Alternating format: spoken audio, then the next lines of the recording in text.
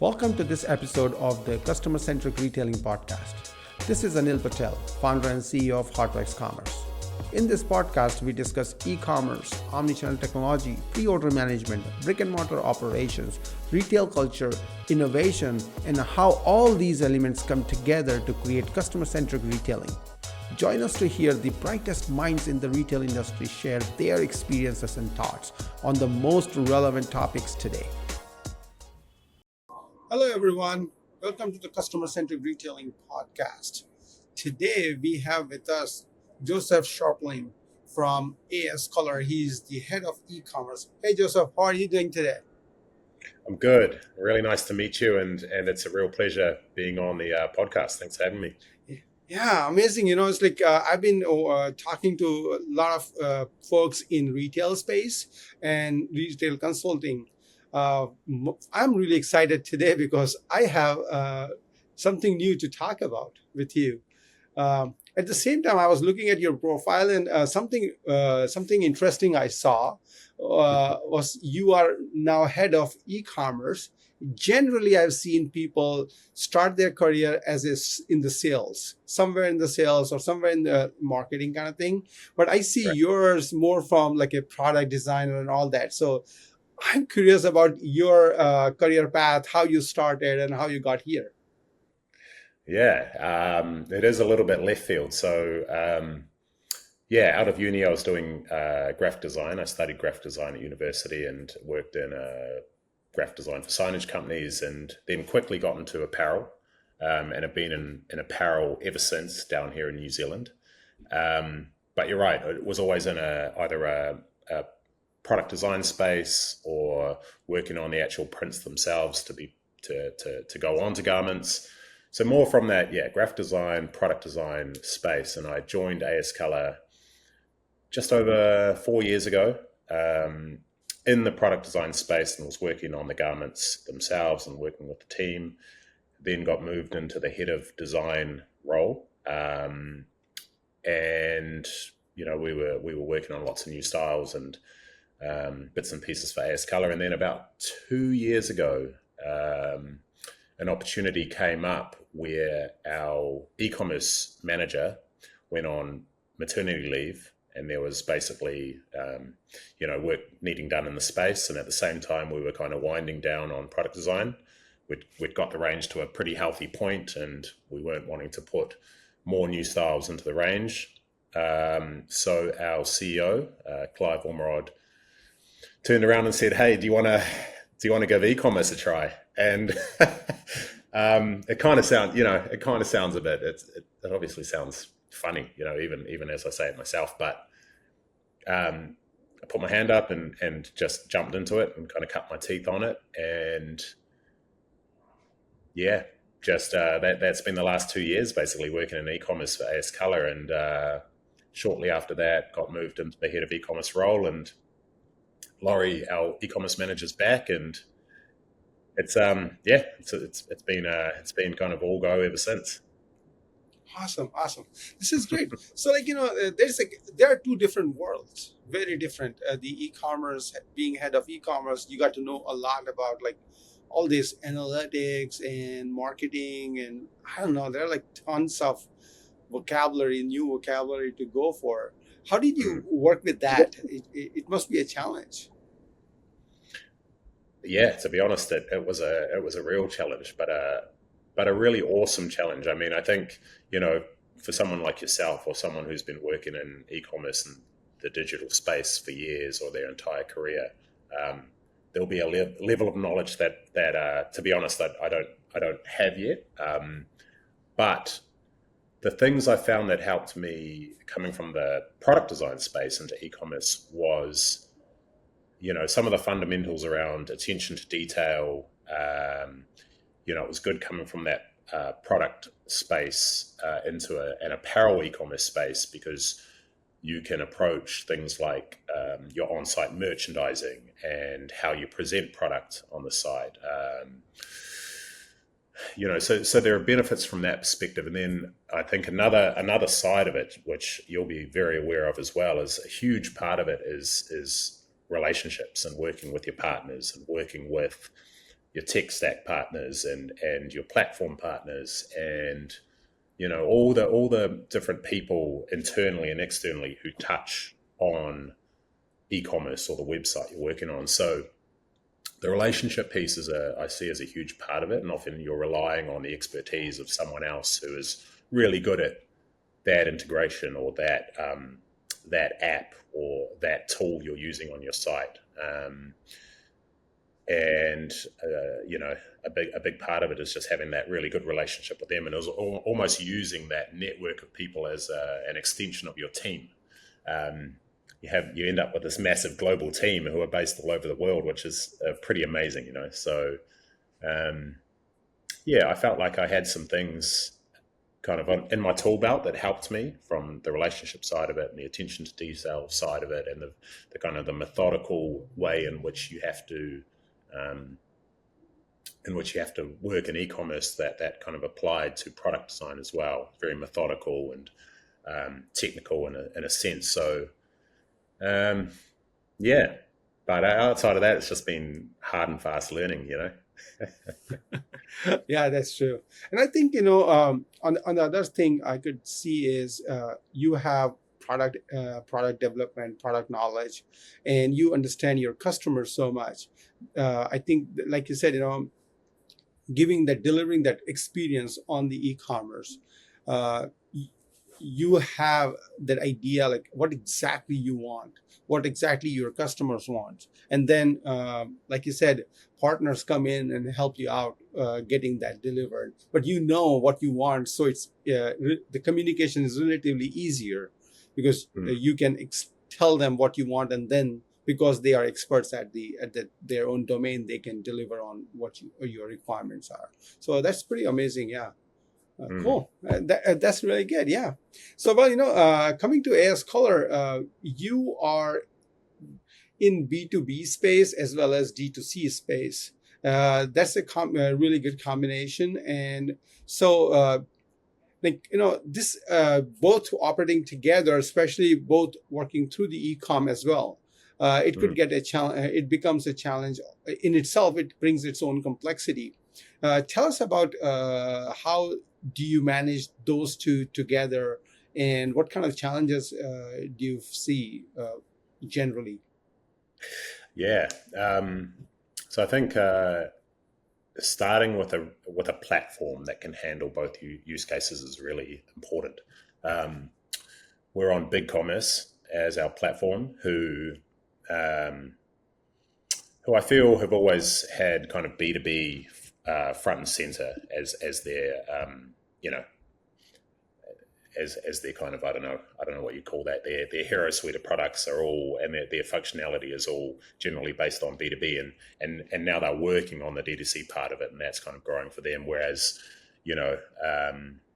I'd say, in my experience, someone like Shopify is probably D2C first, and now they're working on the B2B side of it. So being on BigCommerce and having that strong suite of B2B functionality natively built into the platform is awesome. It gives us some really great tools to work within that B2B apparel space straight away.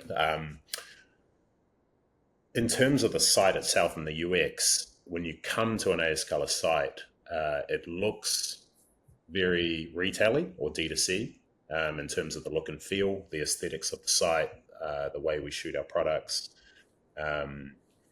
the PLP pages and the PDP pages. It gives a very D2C feel to the site, but that was very intentional because we wanted the experience for both D2C and B2B to be a premium experience. We like the idea of people enjoying being on the site, enjoying browsing the product. We control D2C and B2B via customer groups out of BigCommerce. So when you log into our site as a B2B customer, the UX ultimately stays very similar, but we inject a couple of B2B specific tools to help the B2B customer kind of navigate the site and add things to cart quickly and efficiently, check out fast. But it's very similar between the two. There's not too much that kind of differentiates the two. So ultimately, I think it's about enjoying being on the site, being able to find what you're after fast, add its cart and check out fast, with as much kind of automation and support along the way. So I think for both a D2C and B2B customer, they're relevant points, and that's how we've kind of always approached that. Hmm. No, this is interesting. More recently, you mentioned big commerce, and more recently, uh, I had opportunity to work with a retail who's like doing B2C and B2B and D2C at the same time. So I totally get it when you say the platform that is big commerce, which is a platform designed to do B2B and complex kind of order processing, and at the same time you can also do B2C kind of like a simple, straightforward e-commerce experience. Mm. Um, and I have my own experience working with them, with the client, and I can clearly relate with what you're saying because we implemented their fulfillment system for through their warehouse and all that. Yeah. And so I worked with the whole integration and all that. So Mm. I could see the flexibility of their order capturing process and the details you can add into orders that helps us to route the orders in the proper direction and get Yeah. it fulfilled. Yeah, Yeah. because like when you are getting both B2B and B2C orders through the same channel, the order routing becomes very important. Otherwise, your fulfillment systems they get confused or their efficiencies drop when you give B2B order and B2C order mixed up together because they are very different in nature when it comes to processing. Mm. Mm. Definitely. Yeah, yeah, cool. So yeah, starting from New Zealand as a company and then going all globally, and I believe you are like you said, you work through the global distribution channel. Tell Yeah. us about like how are you able to do all that? Because again, it's the same thing. Being in New Zealand and then ability to sell in Europe and then in America and all that. That could be a challenge itself, especially with like managing inventory across all these distribution centers and getting orders processed through that. So I'm sure there is some secret sauce going on there. Yeah, definitely. So we were founded in 20 years ago this year, actually. This year's our 20 Wow. year anniversary. So our founder, Larry Railton, founded the business in Auckland, New Zealand. Um, and obviously it started very small. He had a friend who was in a band who was after some blank T-shirts to print their band logo on, and he was struggling to find a good quality T-shirt to do that on. So Larry thought, "All right, I'll give this a try. I'll start a business." And from there, uh, we grew in New Zealand, and then started expanding into other countries. So went into Australia, um, the US and UK, and then late last year we opened our fifth global website in Europe. Um, and then servicing those 5 websites across the globe, we have 6 distribution centers. So we have 1 in New Zealand, 1 in Australia, 2 in the US, UK, and more recently the European distribution center. So each BigCommerce site or each website is directly connected to the distribution centers and warehouses within that country. We supply out of the same factories and supplies to all of our global warehousing network, and then orders are fulfilled out of those warehouses. So yeah, it's just been a bit of the company's been on a bit of a growth path over the years, and now we service out of those distribution centers and websites. I don't know what the percentage of the planet would be, but a pretty chunky percentage. We can go to a lot of countries across the globe, which is amazing. So opening more Yeah, doors for shoppers. yeah. This is a really big logistics puzzle to solve. So how do you see that? Because again, uh, you have to deliver the item with the cost efficiencies, cost of inventory, and all that. Mm. So tell us about like how this whole logistics math works out. Yeah, it's not entirely my area of expertise. Larry, Okay, no worries. Yeah. But I'll give you a bit of I'll give you a bit of background, some high level. I can give you some high level info. So Larry, our founder, he is still placing a lot of the orders and overseeing that with his planning team.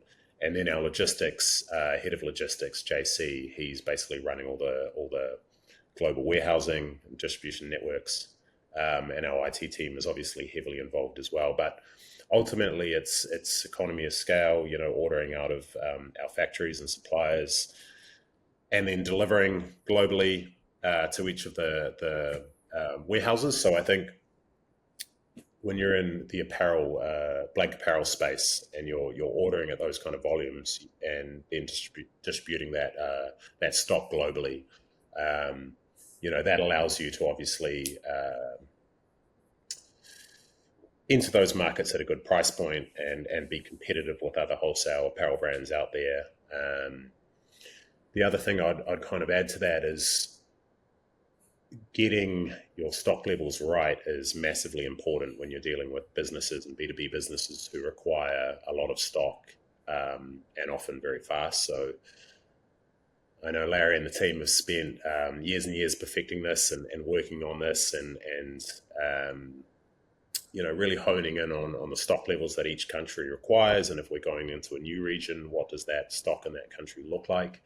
So, like you said, massively complex. And then I see my job and my team's job in terms of how we present that stock on the website as conveying that stock availability, conveying information on where that stock comes from, how fast it can get to the customer, and then just ensuring that kind of ordering and checkout process is as smooth as possible. And so like there's so many things that flow into this, but and it's complex.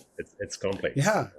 So, in the B2C world, we always talk about the time, time delivery time, and customer wants to know how soon they can get the item in their hands after they place the order. Mhm. Tell me about like a B2B world. Is it like a similar psychology working, or is it like a little different? And in that case, like how you as a head of ecom, how do you play with all that? Because safety stocks, for maintaining a safety stock of like 10 or 20 is, I Mhm. can understand. But like for B2B orders, that's a lot. Number of orders are big. So safety stock, playing with the safety of stock and all that could be challenged. And then there's this all this tension between the e-com, where they are trying to sell more, and the logistics, where they have to fulfill as fast as you can sell.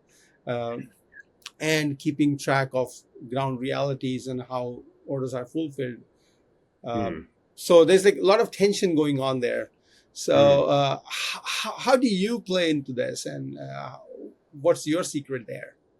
So we kind of pride ourselves on delivering fast for our customers, and Hmm. then having the stock available for them to place an order and get it quickly. We communicate throughout our site, on our kind of secondary pages and on our PDP pages, etc.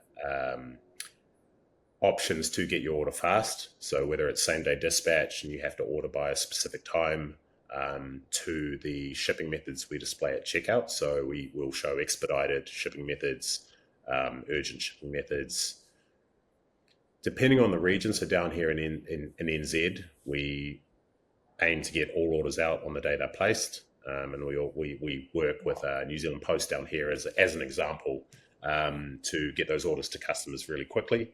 If customers are ordering massive amounts of stock and it needs to go out on pallets, we offer similar services. So we'll work with freight companies who specialize in pallet delivery, to again get those orders to customers fast. And then if customers need things massively urgently, and a use case of that would be, let's say you have Sony Music who require X amount of t-shirts for some band merch they're doing for an artist, and they need that the next day or the day after that.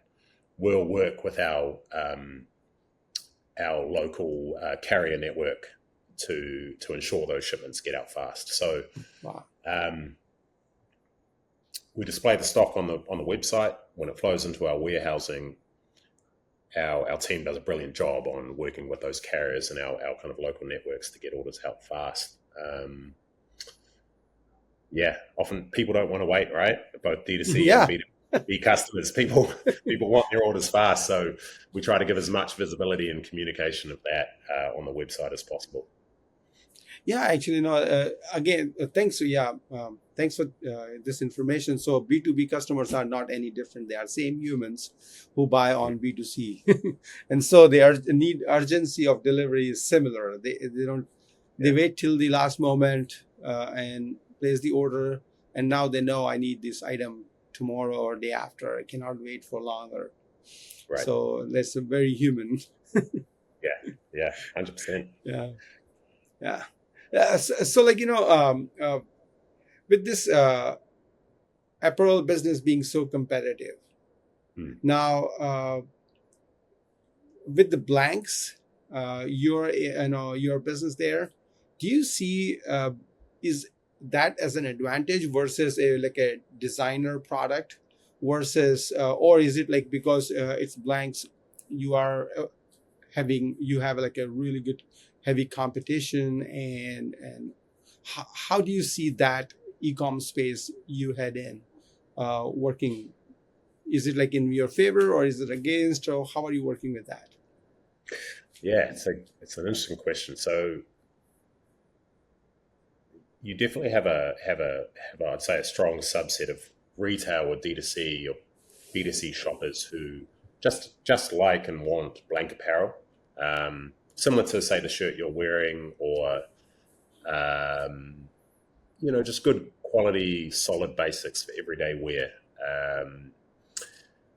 So we have retail customers who love that about us. Specifically, there's nothing on the garment. It's very easy to wear. It's not we cater for multiple fits and men, women, and children. So we have a wide range. The offering's pretty universal, and we focus on the basics and kind of timeless designs that won't go out of fashion. They'll always be around. Classic t-shirts and pants, jackets, sweatshirts, etc. So,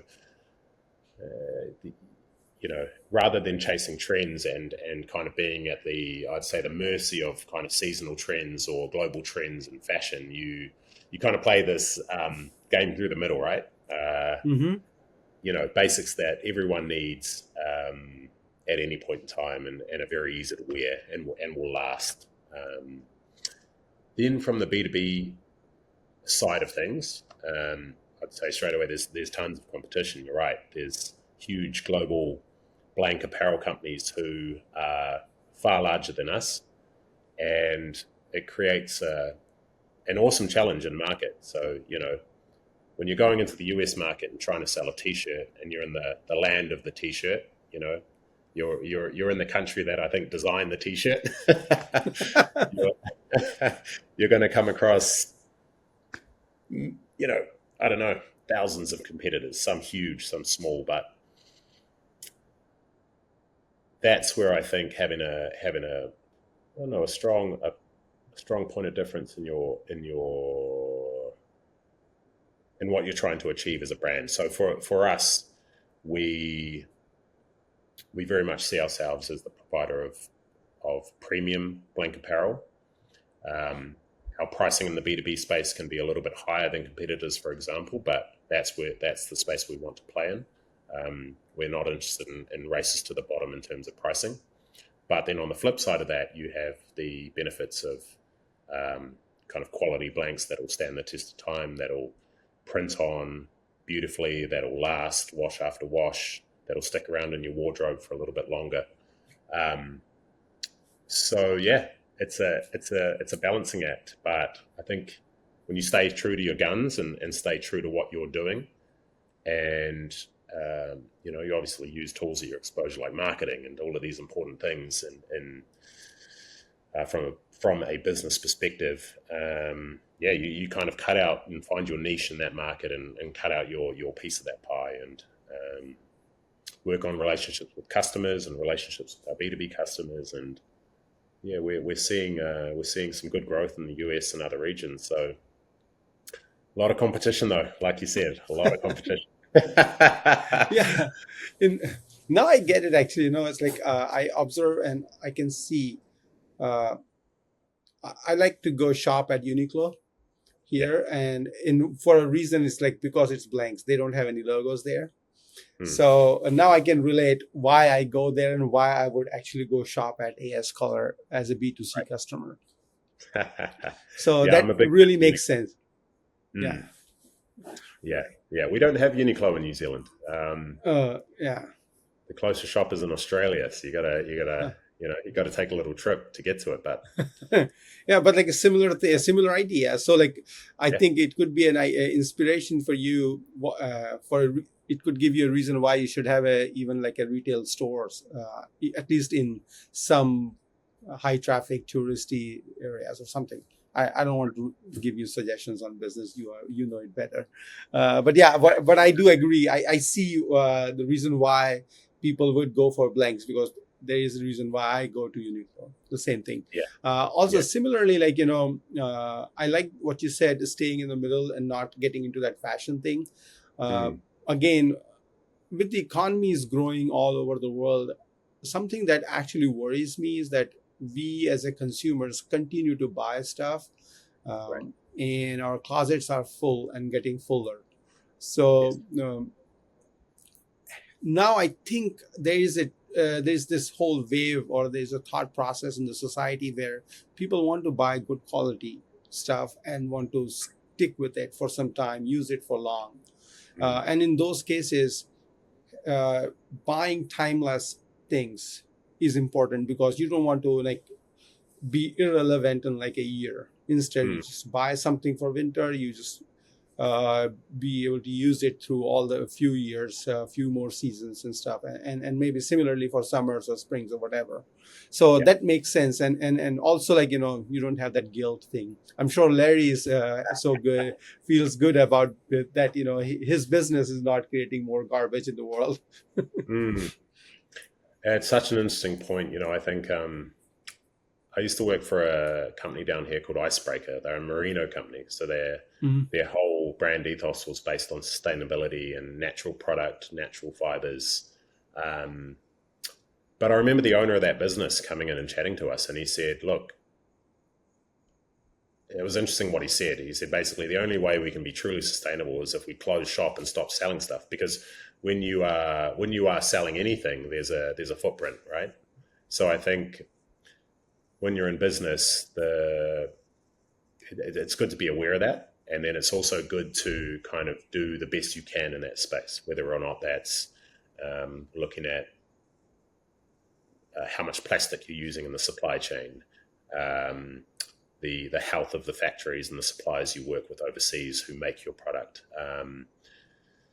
partnering with kind of ESG companies and sustainability companies who are offsetting some of that footprint. And then for us, a big piece of the puzzle, which you mentioned, was creating product that isn't just going to break down in the wash or shrink or go out of shape and will last wash after wash and hopefully stay in your wardrobe for years, and never go out of fashion. So yeah, it's you're touching on our ethos, which is awesome.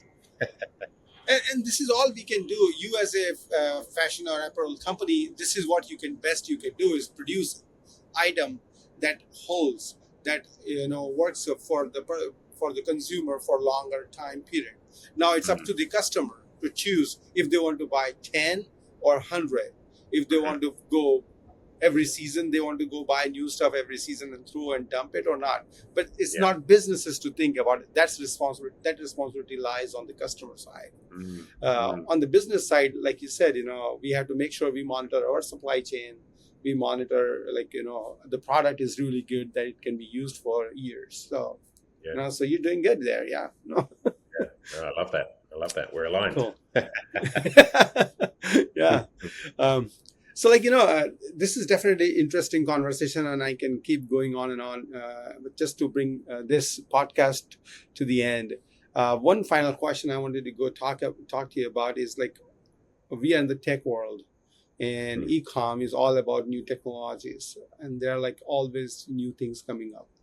Tell us Mm. about your point of view on how you see all these emerging technologies, what you think is coming up next, and you what is it you're excited about, or is there some kind of a preparation or something we should be doing about it?